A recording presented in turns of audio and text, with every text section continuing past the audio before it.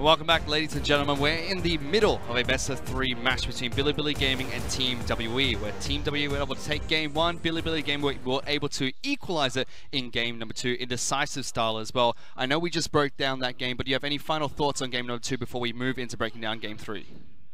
That was fast. That was a fast game. I didn't expect it to be fast. I was just kind of relaxing a little bit just because it was an Azir matchup, blah, blah, blah. But the moment, one time, just one mistake, and it felt like Biibili knew what to do. You know, you pop open Reddit and you see everyone complaining, this is the worst meta we've ever had. What is with all these 60-minute games? Like, in the LPL, I'm like, what 60-minute games? Our average game time is like 34 minutes. I'm sorry, your teams can't end things. Don't worry. Every meta is the worst meta we've ever had for us, Skirmishes. And you know what? Nothing changes in the LPL. We're always going to have fights. We're always going to have dives as early as they possibly can, and lots of team fights. Speaking of which, Biibili Gaming were able to pick up a single team fight around the 24-minute mark, and from there steamrolled into a victory. Now, that's very different from what we saw in game number 1, because game 1, nothing happened. Yeah, but it was still a 27-minute victory, and it was after kind of a big team fight or the skirmish happened. But the thing is it's the confidence of the LPL teams. When you give them this much engagement, when you give them these tanks that can snowball out of control and be unkillable like the Ornn, the LPL teams will pull the trigger. They'll look for the dive, and they recognize it as a viable option to get things going for them. And on top of that, ultimately, it comes down to what options you have available to you. In game 1, BLG didn't have that many options once they were in a deficit, because their only option was technically fight around Zach. But if Zach goes into a fight that he's never going to win, it's a lost cause. And I know Dom was doing some research on this match. As we mentioned, since the match between IMA and Team WE, which sent IMA to Worlds, IMA have not been able to win since. Now they've changed into Biibili Gaming. During that time, however, after that, they were only able to pick up a single game victory. So now's the true test. Can Biibili Gaming finally take down Team WE? Or I think the better question to ask is what needs to change here for Biibili Gaming coming to game 3 to do just that? Just before the break, we kind of touched on it a little bit. AmazingJ is the man we're looking towards here for Biibili, because when they went up against Vici, he was just that strong on the Camille pick. He can do it too if he wants to go towards a Jarvan top. He has a lot of champions, surprise, surprise. I mean, he tried to play the Vladimir early on in game 1. Vladimir's a great pick if you look to play towards it.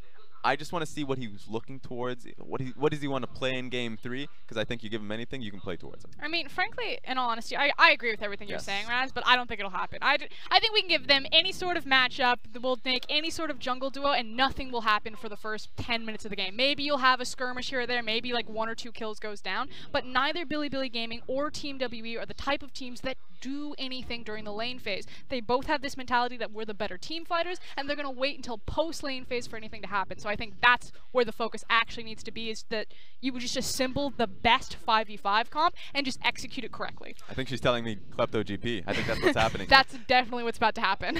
Well, let's see what's going to happen in game number 3. Currently tied up 1-1. Can Team WE keep their dreams, or will Biibili Gaming be able to pick up a win since 2016? For now, though, before we send it over to our shoutcasters, let's check in with AmazingJ about his thoughts on making playoffs. 上个赛季没有进季后赛，我觉得特别不好吧。我们这个赛季会吸取上个赛季的教训，然后更加努力的打好成绩。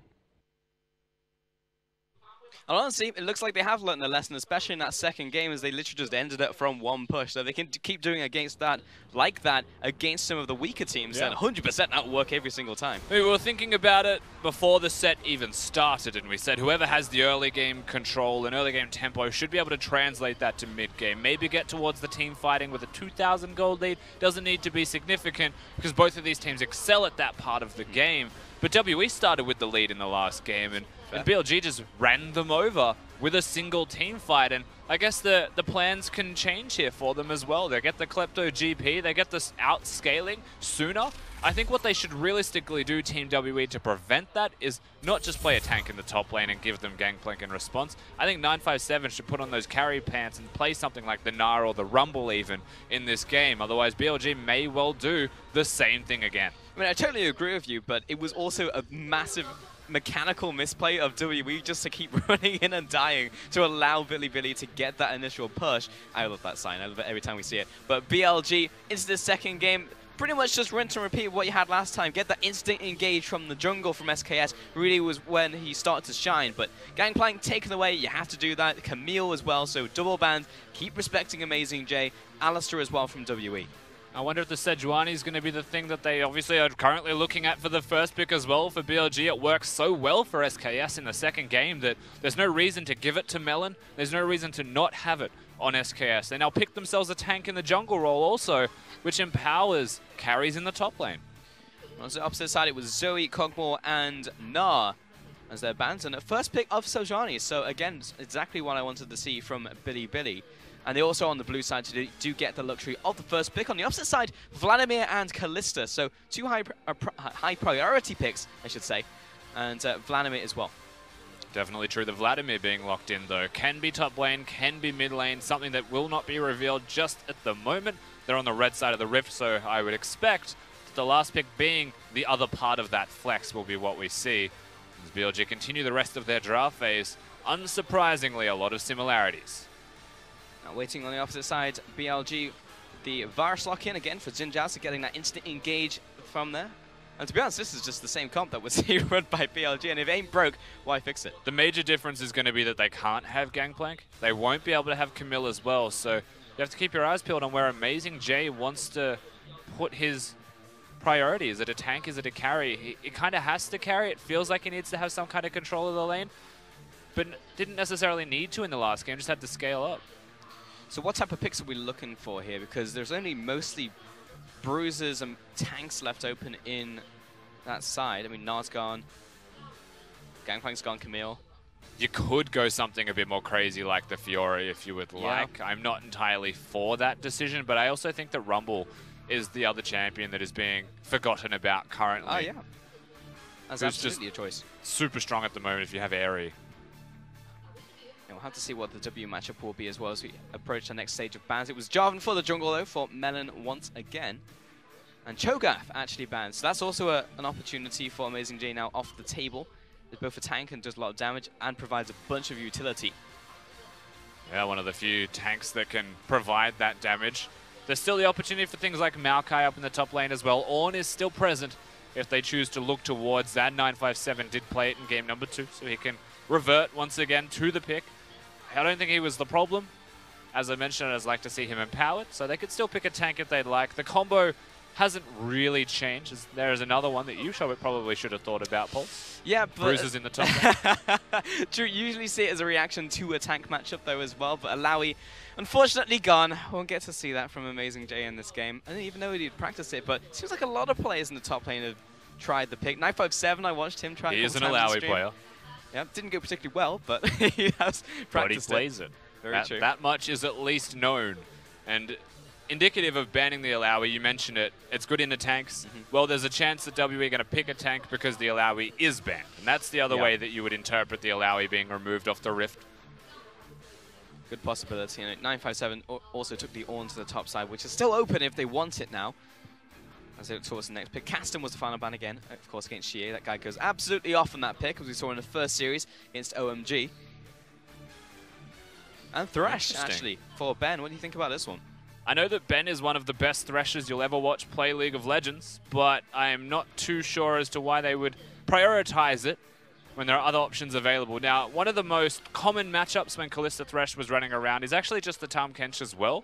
Protects the Varus and does well into the Thresh if the hook ever connects. I think they've just picked it, honestly, to control their lane, to actually just be a Kalista Thresh duo that has constant kill threat and can control any kind of 2v2 from all of the pick that they have. And that does indicate to me that Melon should probably be looking on the bottom side of the map, mid/bottom side, to control that area and let them shine. What is your opinion then, the fact that BLG just picked up Braum instead of Tahm Kench? It seems like Tahm Kench would be a great pick there to deny some of the hooks coming through from Ben. Yeah, I do think that Tahm Kench may have been a better option. When you look at the whole composition of Team WE, you can't really stop a Jarvan from ulting, but you can stop the damage as Tahm Kench. Whereas you can't necessarily stop all of these things as Braum. It'll still be decent, it's still a big tank, and the important part is that Kalista won't be able to do as much damage. Whether it's a top lane Vlad or a mid lane Vlad is to be determined, and he'll probably block whatever spells come out of the mid lane of Braum, just because most of them are skill shots of some kind. But WE have options to counteract that fact, and they also get the counter for mid. It will indeed. Ornn will go to the top side, and it's Malzahar finally shows his face. Not on the ban list, and also finally picked as the final one for Xiye into the mid lane, playing into Azir. Now Jarvan will go into the jungle there as well, as we just get the final bit of swap-ups. But yeah, we'd have a fair bit of team fighting from both teams, which is no real surprise. But more importantly, we have Engage from BLG. Yeah, we do. We have a bit more early game as well from WE responding to what they've seen with the Varus being thrown about. If Melon and Mystic actually remember to swap their champions. They're not too busy doing their runes. We'll see what happens. There we go. You're right. There's a lot of team fighting. Both top laners actually currently have Ignite as well, so there is a very real chance that it's a double unsealed spellbook top lane matchup, and the way that AmazingJ believes you should play against the Vladimir, and I don't disagree with him, is start Ignite yourself. Play aggressively yourself and try and control that with kill threat. It does mean he has to go unsealed spellbook though. Sure, but even if you have kill threat there, that's something good. Get the Ignite down early, can't heal as much. Beat him in the 1v1 trade. Exactly, and that means that instead of having something like a Grasp of the Undying or an Aftershock or whatever you want it to be as an Ornn, you do commit to Unsealed Spellbook, which gives you the benefits of the secondary tree being resolved regardless of that fact. So you still get the extra HP and a bit of extra attack speed, I believe it is in this case. But you actually just get extra cooldowns. You get to have the Ignite, you get to have lane pressure that the other Keystone would have compensated for. Should be better in the top side for that matchup now. In the mid lane, actually get to see the Malzahar play into the Azir, so two of those picks in the big top four right now of the mid laners. Yeah, and Malzahar was also picked into the Azir, so Xiye with the counter once again. WE being on the red side 2 games in a row as well. Letting Xiye shine. Every time WE wins a game, he seems to get that MVP. He has been stepping up to the plate with Melon in the stead of Condi. 957 also has an opportunity this time to do some carry. Yeah, Melon has been doing well, but occasionally he will still get caught out. To be fair, last time it was from a random Janna just appearing, flash igniting, and then hitting him with the W. But you do also have to be aware that that will happen. The one that really got me was the game-winning fight where he flanked as Janna to hit the Jarvan. Flash tornado, yeah. Are you kidding me?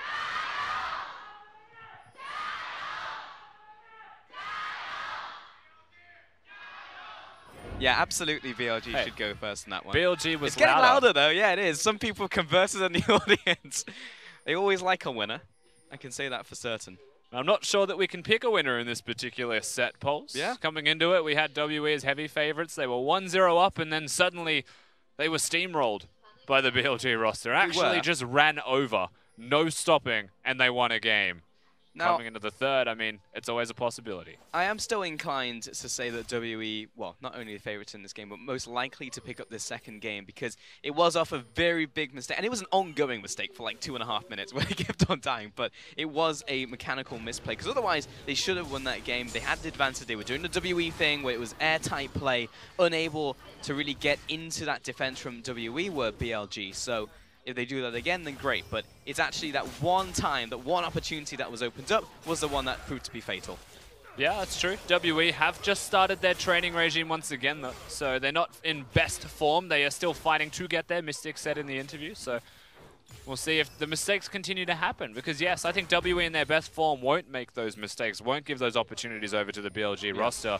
In this set, I don't actually think that that is the case. I think that WE may still make mistakes, and the question is more so, can BLG compensate for that?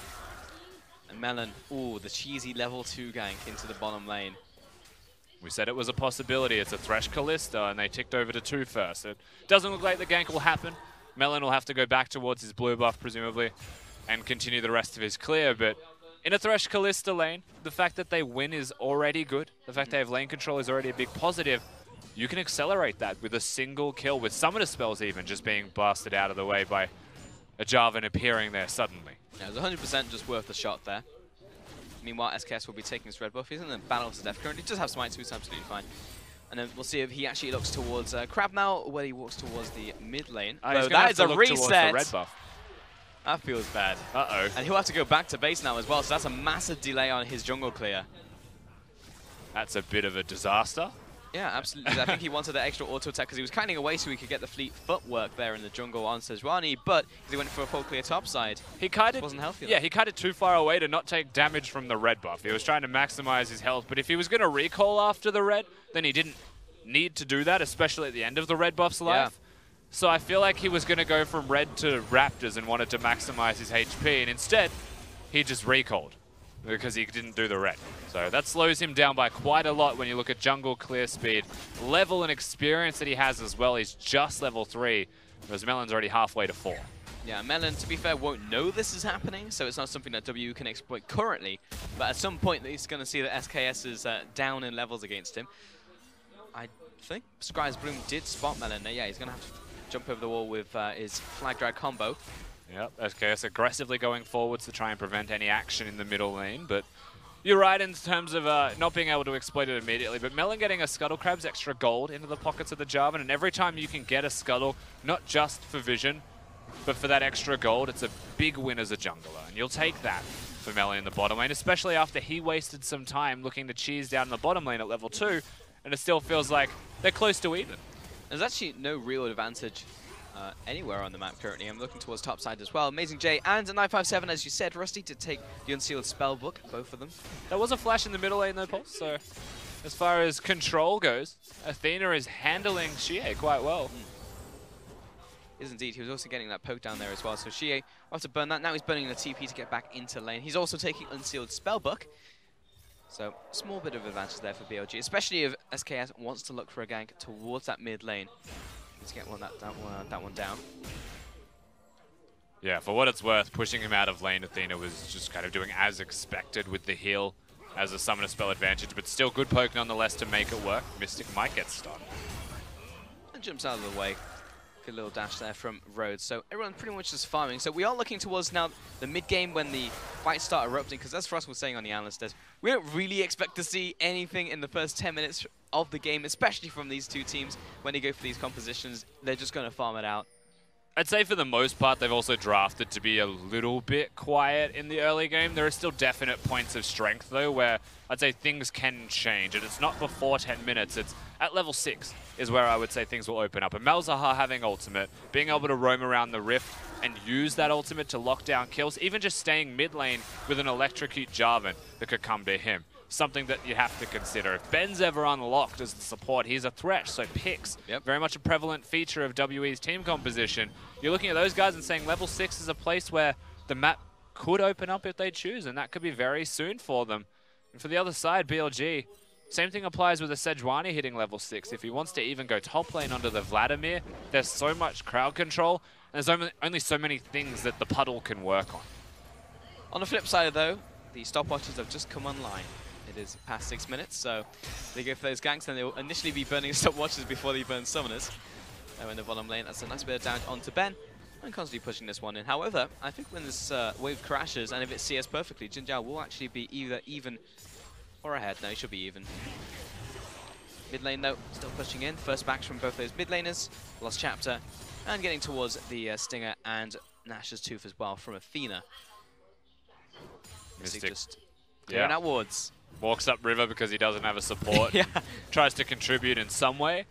Ben's also not going back towards the bottom lane straight away. He's running down towards mid. Doing a Baolan. Actually, and he's gone for boots of mobility. Now, he's not quite doing the Baolan because he's on the bottom side. Yeah. BLG also have vision on the top side, so I am okay with where Ben's currently pathing himself if he has awareness or knowledge of where that vision is. He's just looking to control the river. Yeah, he's just going to spot SKS there as well, and lots of pings going down, so everyone, all parties, notified of where the current support and jungler is, respectively between WE and Biibili Gaming. Top lane, amazingly just be farming out. Basically, even the farm maze is like a wave behind, but nothing really to write home about.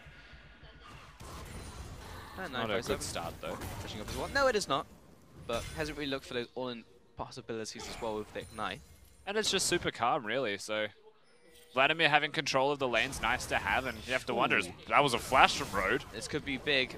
There's a flash away from Mystic, very much needed. Ben has his own flash, but would rather not use it, though. Whoa. SKS does get the stun down with the ultimate being burned. Road, Ben flashes away right into the blast cone, back into the bottom side. That was super aggressive from BLG. I like the fact that they've gone for that. SKS used the ultimate, and they forced both flashes out of the bottom lane of Team WE as the end result. And at the end of the day, whilst it doesn't result in kills, it does result in some pressure for the BLG 2v2 as the wave crashes. The threat of a dive is very real. Athena's even coming down, actually. Teleports almost instantaneous from both of the top laners. Ben stepping up now, knows it has the support, but it's a 3 versus 4 big minion wave here. We'll get some damage on top of this tower, but won't be able to stick around for the demolish. Hook comes out, doesn't connect. And even Melon came down, but it will mean free damage and free farm for 957 in the top side. Yeah, amusingly, at the end of this, the dive never happened, and BLG weren't able to take the opportunity. Sejuani doesn't have ult. Ornn's ulting, AmazingJ, double knock-up on this one. Neither of them have flash. Mystic drops low. Good heal coming up, but Ben, he's within kill range. Mystic, and Ben may drop here. Ben is the sacrificial lamb, though he's attacking road. Blocks the tower aggro, and the ultimate chains of corruption for the kill. The chains to pick it up. Xiye is currently looking towards Jinjiao as well. I don't know if he's going to be able to get him, because road is the real target. Oh, he knows. Winter's Bite gets him with the Malefic Visions. That's going to go onto a minion, but in comes Athena. He goes into the perfect timing, and he pops back out. Can he get the kill onto Jinjiao? He's actually opting to run away. There's another Malefic Visions, but the stopwatch once more will survive. Just kidding. Dragon Strike to the back of the head in from Melon. Now he's out of mana, out of a flash, out of everything, but he's got a stopwatch as well, and now BLG will finish him off. They're just delaying the inevitable. Stop using the stopwatches, WE. They're already over. BLG push bottom lane. They come back a second time as the wave crashes, another minion wave, and then they go to threaten the structures. But this fight has been so long, so protracted that they're back. The bottom lane of WE have already returned to defend their structure. So I actually don't know if that was worth for BLG, because yes, they got the kills, but Vladimir just spent the entire time taking the turret. It's worth it for everywhere that isn't top lane for BLG, because we get to see the replay again. Nice little secure here onto Ben. Mystic tries his absolute hardest to run away, and Jinjiao ticks 6, I believe, from the kill. Immediately levels it up, and then ults to secure Mystic. It looks stylish, but it was actually necessary. Yep.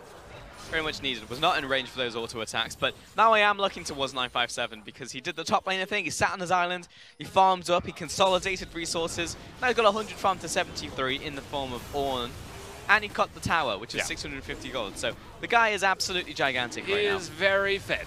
And you have to hope that WE, right now they're doing the Infernal Drake completely uncontested by BLG as well. That's just a back timers advantage that they have. You have to expect that the Vladimir will actually rotate around the Rift now. Will start to impact everywhere because he is strong, he is influential, and this factor should actually help either the Malzahar, which again has kill threat, except for the QSS of Athena. I think he should go bottom. I think he should actually wait for teleport 957. He'll have it slightly before AmazingJ. There is a wave where there is a window of opportunity to make the play. And they haven't changed their lanes up, BLG. WE. They haven't actually put Mystic and Ben to the top side of the map if they want Vladimir to take turrets. They actually want to rotate the Vladimir down. Yeah, and he has the opportunity to do so. He's got the Frost Queen's claim completed, and Athena's Codex as well. Does a lot of damage, so I'm expecting to see a potential engage by him. There's also a ward just behind that Baron pit that could be used as a teleport ward. SKS is actually waiting around the bottom side. It's pretty smart considering that 957, they see the option for him to come into the bottom side. I feel like everybody knows that everyone is here right now, and it's a stalemate. And SKS is going to opt out of the fight. Melon pretends that he opted out, but really it was a double up. He's back. They think he's out, but is he really? Both junglers have spent a lot of time down here.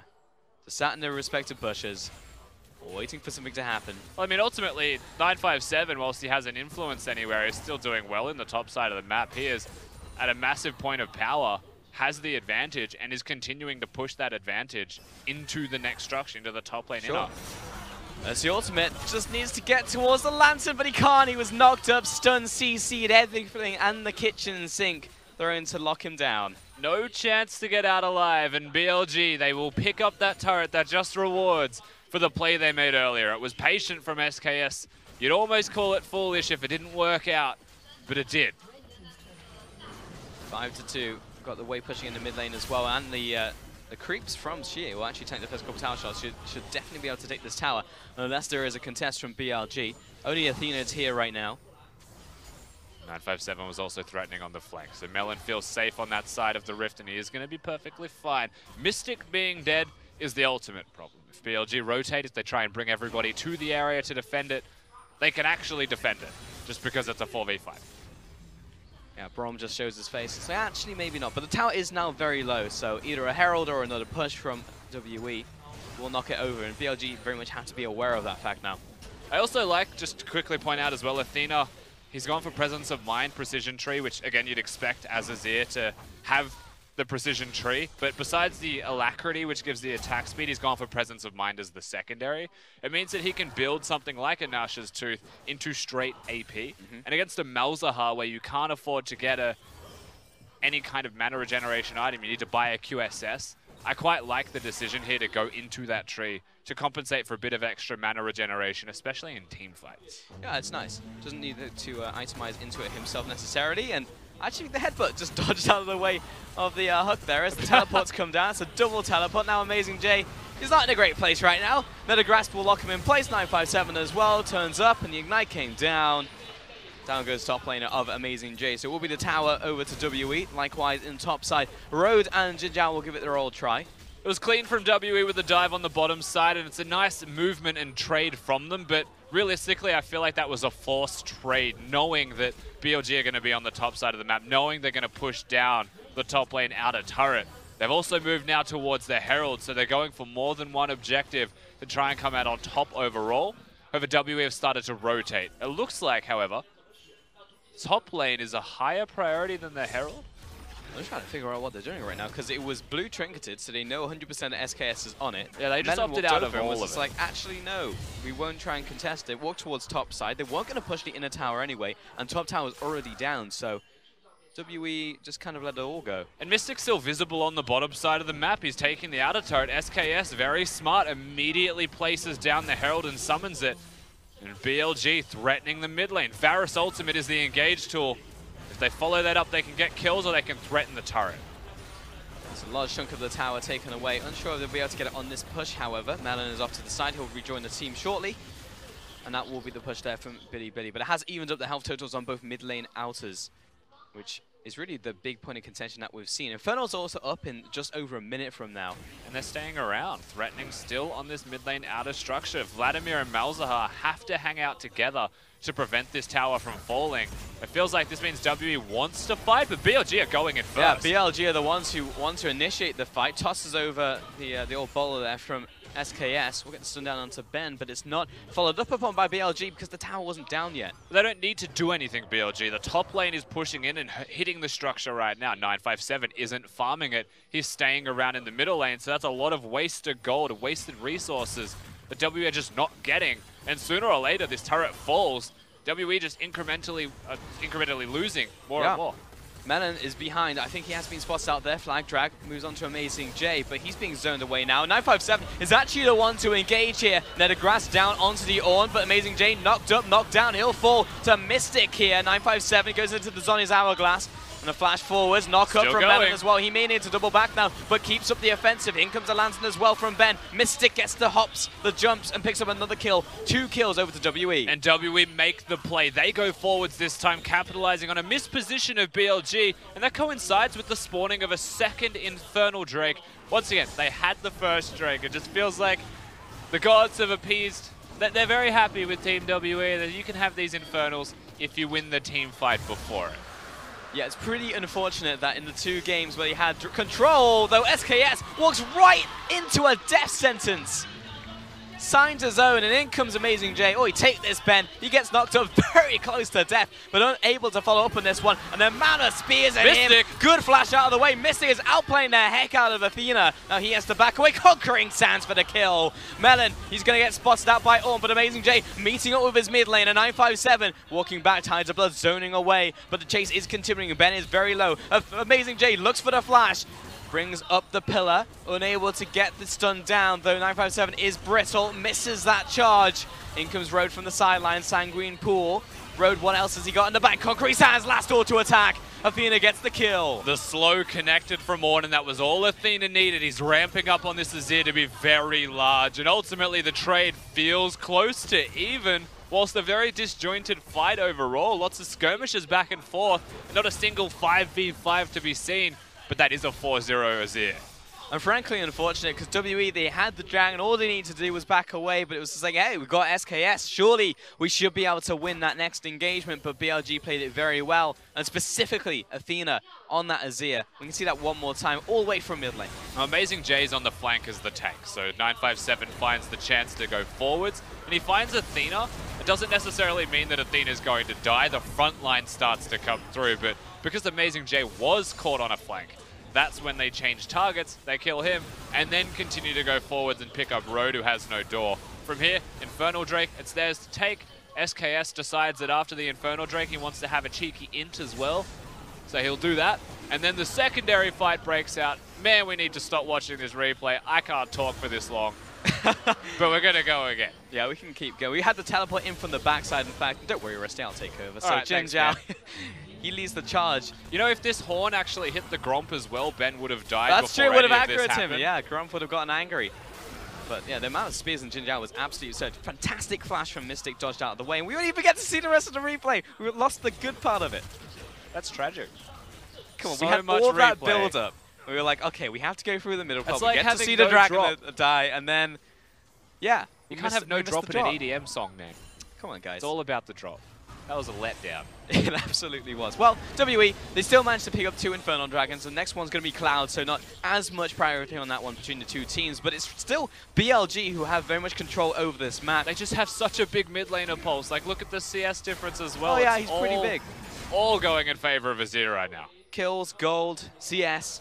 And while 957 had the advantage earlier, he spent so much time with the team trying to make something happen. He flashed in, he made the play, but now he's actually falling behind. Yes, he's still got the advantage over Ornn, but he has to be the carry to try and stand up to the Azir right now. And I will say that Ornn being mostly useless starts to become a problem. He's a crowd control bot now. He's not actually that tanky. SKS out of position. Once more, Road here with the protection though, and in comes the hail of arrows. Melon jumps right on top of Jinjiao. SKS falls, but traded for Mystic, and the bot lane from WE. 957 in place as well. The Brittle is absolutely insane. He'll have to flash away during the Sanguine Pool, but Road is on the offensive, misses the Winter's Bite. Meanwhile, Xiye getting chased down. The lockdown once more from AmazingJ. You just cannot get away from Ornn. Athena spoon-fed another kill. 3 kills for 1, and BLG, they might as well go for Baron. Straight in front of the Baron pit, so BLG will just kick this one off immediately. Melon is nearby as the Jarvan with the smite. Teleports are coming in, but BLG have so much control of the air, it requires something special from WE to prevent this. Misses the Winter's Bite, and it might just be enough for them to stop hitting the Baron. AmazingJ took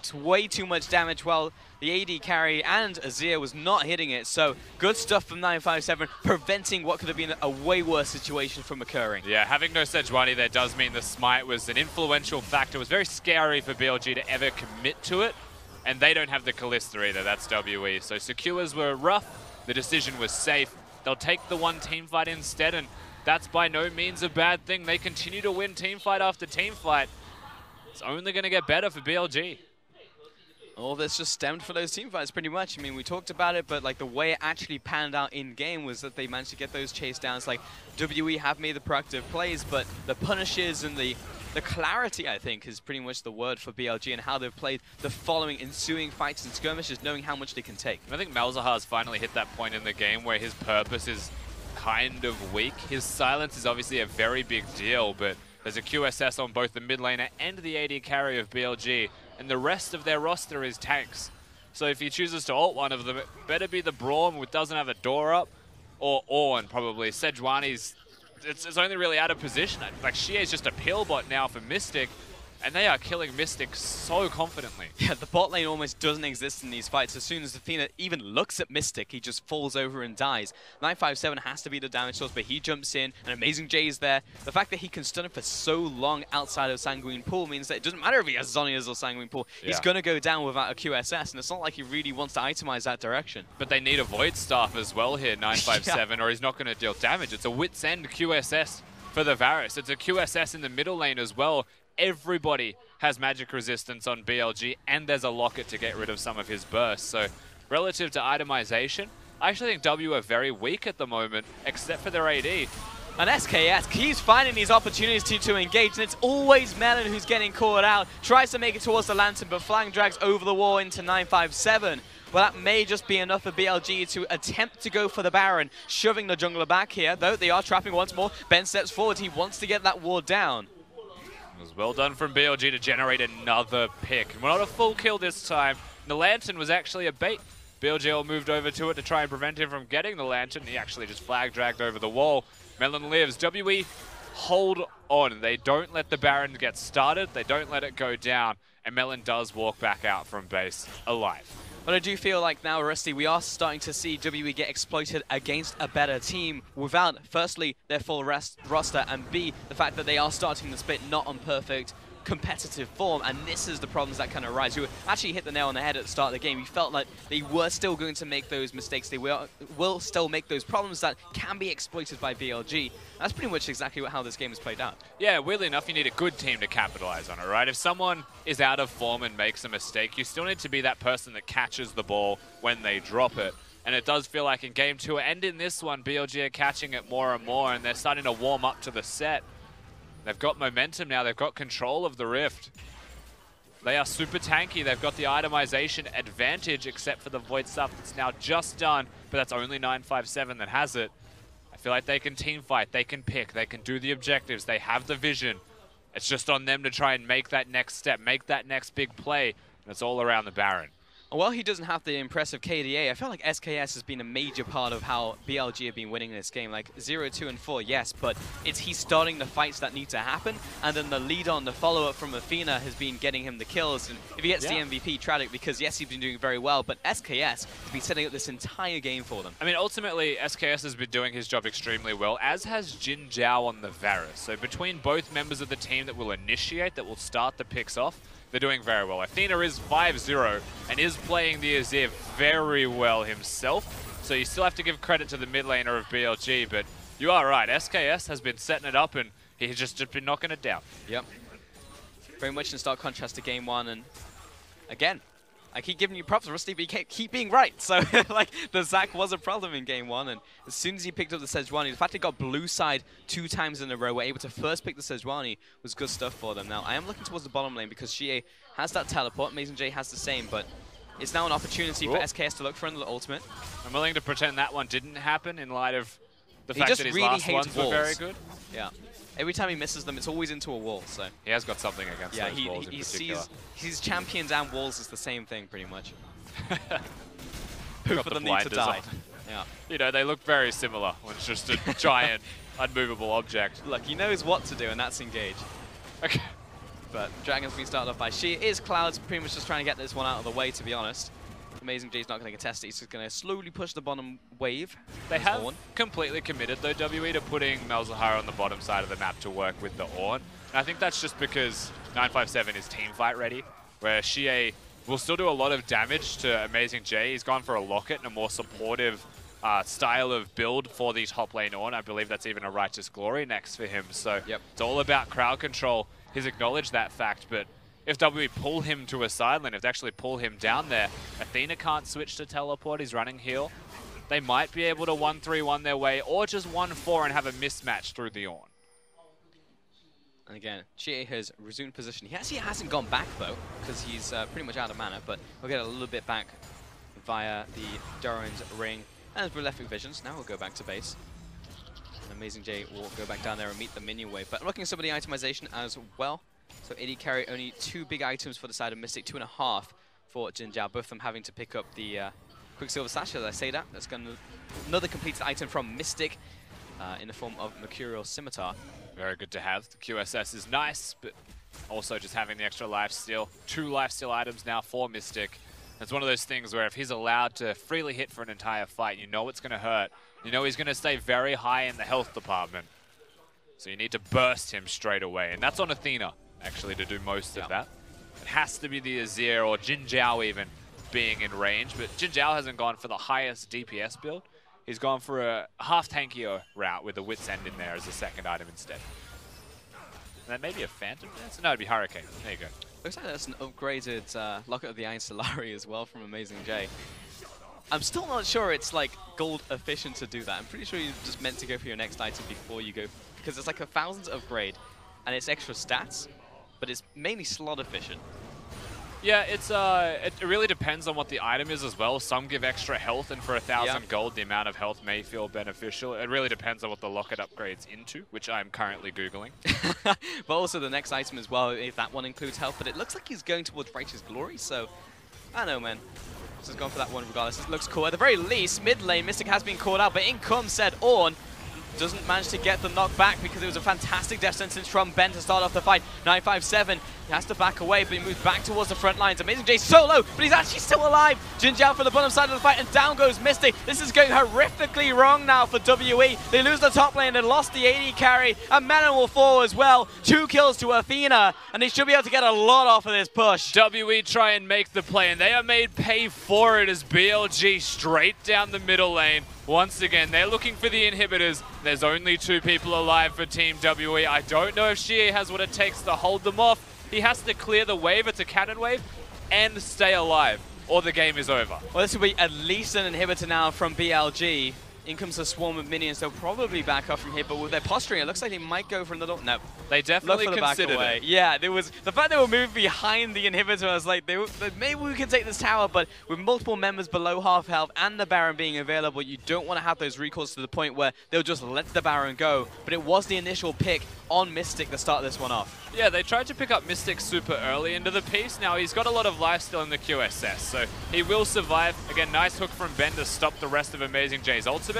And then things start to turn around from this position. Like maybe it's actually good for Team WE, but then you realize that Jinjiao's full health, Athena's full health. In fact, the only people they chunked were tanks, and the tanks don't matter as much when there's 3 of them there.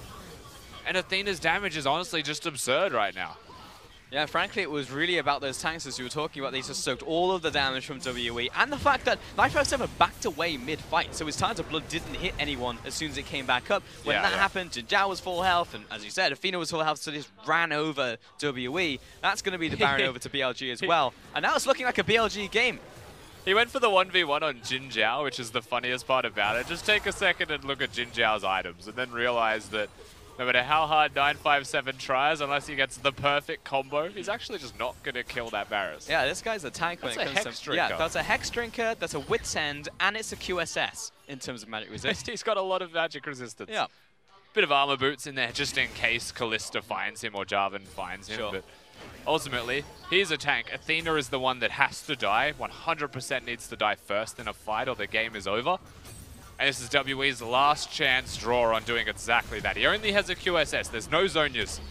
Vladimir's ult will hurt Athena. But frankly, Rusty, this is the problem when you have 2 team fighting teams. As soon as one gets ahead, you have major problems. In comes the ramp, double knock-up, triple knock-up. That gets them all away from the tower. 957 doing his best to clear out the minion wave, but he's a Vladimir against Baron minions, so he's not going to be able to do too much. Now they reassume defensive positions, but the tower's almost dead. It's as he's able to step up, it's fallen. They move on to the second inhibitor, and WE have to go all the way back because there's super minions on the Nexus towers. Good hook there by Ben, drags him in, and that's going to be the desperation ultimate from Xiye. Jump into the back lines, and someone went down. It was definitely SKS. This could be a team fight at WE win. 957 gets all the way back to full health. Athena caught out on the front line. Big ultimate there when we turn. Jinjiao, it's all eyes on him to see if he can do anything, but he has to back away.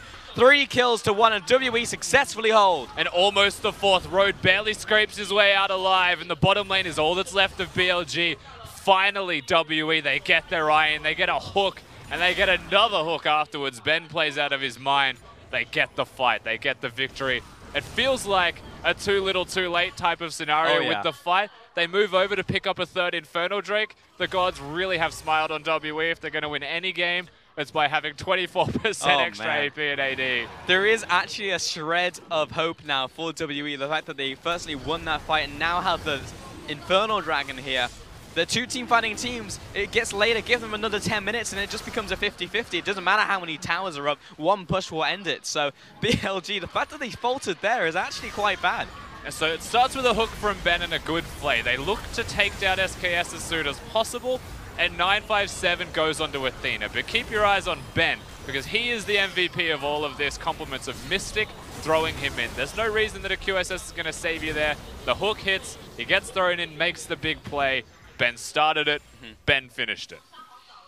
And while it was a fantastic ultimate there from Athena, it only really pushed most of the members into the rest of his team as his dying breath. So, bit of a bummer there, but in the bottom lane, BLG will pick up basically what is at this point standing gold for them as they take out the inner tower. WE don't necessarily want to defend that, though this siege will be very difficult to defend because top lane inhibs and mid lane inhib down. So it's going to be a battle against time, essentially. So they've pushed the waves out to about the middle of the map, and that's going to buy them about a minute worth of time. But what that also does, which is the unfortunate side effect, is it builds up a bigger stack of super minions when they actually crash in. And that means that BLG get a little bit more pressure if they're able to remain patient. If they don't get picked off by a hook from Ben or an engage from Team WE. There's also no flash on 957, who is super important to get into the back line. So WE's engage is there for everyone else. The spells are there for everyone else.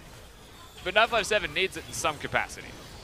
Random hooks coming through from Ben, just trying to find any of those backline, Jinjiao, Athena, anyone they can, but that's the big minion wave about to crash, as you were talking about, Rusty. Mid lane's going to do the same in about 30 seconds, and that gives an opportunity for BLG to step up to the tower, start chipping it down, because someone has to deal with this minion wave. It will be Xiye in this one, and it's now a 4 versus 5 defense. They will send Xiye because he has very good wave clear. You can see how much damage he's even doing to super minions, but they need to fight. WE, they have to make some kind of play very quickly. Right Only now, one Nexus turret pulse. They're waiting on Ben's hook, but 3 in a row have missed. Melon, it's maybe on him to go for a flag drag ultimate, but look at the Nexus turrets, as you were saying, it's almost going to fall unless someone tends to it. Even if they win the fight, they may actually just lose double Nexus turrets. Mid inhib may be the saving grace. I think it's going to push BLG back. The pressure in 2 lanes may have tipped the balance. That inhib timing, I think, has just saved the game for Team WE for one more push. It looks like they get another chance. Yeah, almost down to half health. I mean, the next objective now looks like it might be around the big major objectives, monster objectives rather, Baron and Elder Dragon spawning somewhat shortly. Just under 2 minutes now for Baron. And it just becomes another failed LPL Baron dance that could decide the game. I mean, from the jaws of defeat, Team WE have found their eye in through just being fantastic individual players and making a desperation fight. And also happening to RNG Triple Infernals. Yes. BLG also threw everything at them just to push them away from structures, so the fight afterwards was successful for WE, where I think realistically, if they just saved everything, pushed in normally, maybe not have happened. We find ourselves at a crossroads where BLG still have control, but it's not as much control as they would like. And it gives a small window to Team WE to make that crazy play. It's starting to get pretty major CS totals and gold totals on both sides now. 400 to Xiye. Not quite the 1,300 we saw the other day go to Teddy in the LCK. That was a little bit absurd, breaking records. But then again, I don't think we're going to see a 90-minute game here today. I really don't think we will. I'm going to say that was an anomaly. Yeah. we're gonna keep our fingers crossed and pray that we don't get to 90 minutes ever. Something's gone seriously wrong if that's the case. However, if any teams we're going to, it'd be between Aime, WE, and Vici. Yeah, one of those 3 would one, play each other. I think you need Vici in there as the key ingredient, and then you maybe put a WE in. But someone's going to go in at some point. This is the LPL. There's always one person on the team who just, they have a trigger, and they just go in. And it's a flag drag cataclysm. Just like right now, because Melon walks into a bush, SKS lands the ultimate, in comes a massive Ornn ultimate. 4-man Ornn ultimate, in comes Melon. They're all trapped in the cataclysm, and also that mosh pit in the middle of this fight. Ben needs to get out of this one. He's just been ignited with his dying breath, gets the flay, 3 kills to 2, and WE, they move towards the Baron. You were all watching the Ornn and you were sleeping on the Vladimir. He hit everybody with that Hemo Plague. WE, they're hunting. Oh, SKS, he's recalling. Doesn't manage to land it, and he recalls in Fog of War. The unsuspecting WE thought he was going to recall in the bush, but they can't find him, so they know he's gone. And then suddenly they go straight to the Baron. It's a Kalista. It can out-damage a Smite. Athena was actually thinking about contesting, but he decides to double back, saying it's probably already gone. There's a massive wave on the bottom side that will allow me to fully complete my item build. And WE, the crowd absolutely goes wild for that one as they actually turn the tables, take Baron, win the team fight. We're at a legitimate even game in terms of gold, but there's a Baron for Team WE. There is an Elder Dragon in 45 seconds, and you better believe that's exactly where they're going to run with 3 Infernal Drake's Pulse. And this game has actually just turned on its head. Now we'll see the engage again. They get a pick onto Melon, but he has the Lantern thrown there and good awareness to pick it up. But watch 957. After this, you're all watching that, you're like, damn. But look how many people are hit by the Hemo Plague. In the Cataclysm as well, so he couldn't even get out. Insane amounts of damage will come out from that. It kills Jinjiao, it separates BLG. MVP performances from individual members of WE is what's shifting the tides of this game. Even after AmazingJ knocks them all up with Ornn. MVP face check from Melon to start off the fight. Walks in there and is like, we've got him. But now he's too tanky because he's actually built up tank stats. And 957, really very much the hero that this team needs. The fact he's given up so much farm as well to join the team and he still does that amount of damage is absolutely absurd. It really is. The Vladimir is super scaled up except for that last remaining item. I'm expecting a death cap, I'd have to say. Get himself a bit more ability power. Yeah, treat himself a little. I think he's earned it. Buy a house. Buy a house. Buy his whole team houses at this point because Elder Dragon's about to spawn. In fact, already has spawned, I think. Yeah, has spawned. Ooh, Ultimate. Ooh, Chain of Corruption. Gone there. Melon might use this opportunity. Good Good help by Ben. In comes Call of the Forge God. Let's see where it goes. Knock up onto Kalista, but that's not exactly what they wanted. Someone's dropping low within there. Is it Melon who's going to fall right here? Athena completely shreds him, but it's 957 on the chase. SKS very low, and he trades his life for the support. It's good for BLG as long as they can back away. However, they're all critical health. They actually back towards the Elder Dragon. Exactly, and Kalista will still outdeal the damage of any kind of smite if you get enough stacks in it. SKS with no health, he's going to have to try and ram his head in at the perfect time or it's gone, and they just choose to let it go. Not gonna happen. Fight after fight is theirs. 36% increased AD and AP in a late game team fight. WE, call it RNG, call it play, whatever it is, they've got it. It doesn't work like that, Ben. Oh my lord. You're killing it, Sports More. There is a very good chance they win this game now from the pits of despair, honestly. I mean, BLG, we was like, they're just going to take this game. They're winning fight after fight. They're a team fight comp. They're staying ahead. But unfortunately, the Infernal Dragon started to mount up. We have seen very good things from BLG thus far in this set for games 2 and 3, if we take game number 1 out of it completely. It's just that at the end of the day, I think they got a little bit too hyphy when they were ahead. Yeah. They thought they were further ahead than they were and that they'd never lose a fight in their wildest dreams. And they lost that one fight. And they gave WE an inch, and look at how it started to claw back slowly but assuredly. That last fight was on the back of Mystic, not even 957. Well, still what I love to see is the fact that BLG are fighting back, and this has turned into a very exciting set between the two teams. But if Biibili stop playing like this against the other teams, especially the teams around them in the pack, 100% they'll just completely blast them out of the water if they're able to stand up to WE in this state. Because WE have very much turned on. It's like riding a bike for them. Once they get to the late game, they get to these team fights, it's like, we know how to go from objective to objective. We know how to play out the team fights. It's just how we get there currently is what's faltering. But at this point, you can very much say this is 100% WE online. Definitely is. In saying that, you're looking at BLG having an Ornn in their team as well, so as 6 items go, they get 6.5. They've got 3 circlets of the Iron Solari. It is true. But it gives them resistances only, though. But they're fighting against Infernal Dragons, so which one's going to win? Like is it the Ornn passive, Dragons or is it going to be the Infernal Dragons? I have a feeling it's an Elder Dragon buff, 3 Infernal Drake team pulse. I think they have the advantage. Even Ben is a bit of a monster right now. In comes the Call of the Forge God once more. Knock up again onto Mystic, but it's not really the engage that Biibili want. I think maybe they're expecting WE to just launch on them. Yeah, I think that they were expecting some kind of immediate force because AmazingJ used that primarily just to clear the minion wave, to clip it down. There's no Baron buff, and there's no super minions pushing in for WE, so they have to force in with a small wave against an Azir, which means they actually have to force.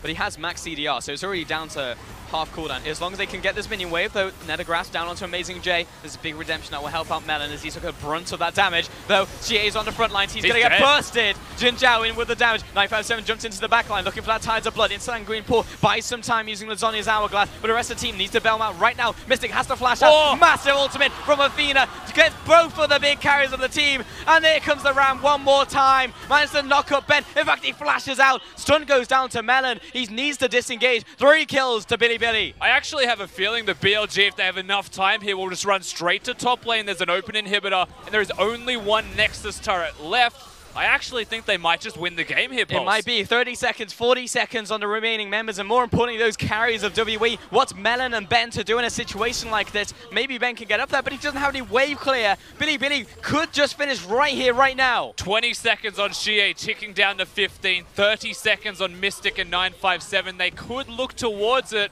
and they are. Minion waves. They're trying to cut the minion waves in mid lane, but there's a huge, massive flood of minions coming in from the top side. They're doing what they can to try and delay SKS. In fact, they're stalled the minions on the top side, so they're buying time. 1 more second on Xiye. They're onto the Nexus. 10 seconds on 957. And Melon, Xiye, they're doing what they can. Only the tags on the Nexus, but it's gonna be enough. Biibili take the series over Team WE.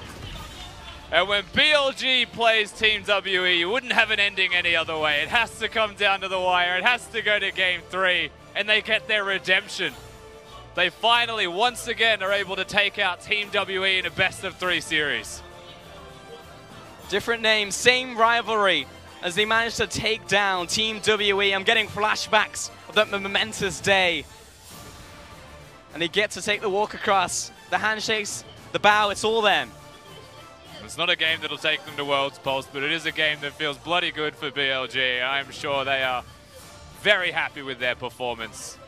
WE, we mentioned it, they are going to have some hiccups. They're going to have some hurdles as they come back to playing competitive League of Legends and practicing again after a well-earned rest. But BLG are able to capitalize on that. They're able to pick up on that, and they do get a victory, and they earned that victory. And many of those picks, I have to say, in those late game fights were onto Melon specifically, which honestly just hurts for them because Connie is out of action right now. But when you get into that late game, WE is always going to be WE, but the one factor really is around that jungle. And sometimes it worked out just because they're like 957 is able to salvage the situation, but the one time he's not able to make a hero play, or the AD carry or the mid lane's able to do the same, then that happens. They really win the fight, they win the game. I will say, amusingly, once again, Xiye's items will get brought into question at this point in the late game. Not having a QSS, not having any way to get out against the Varus ultimate, getting locked down as he did, a big reason for why that tide started to shift in that last fight in the bottom lane.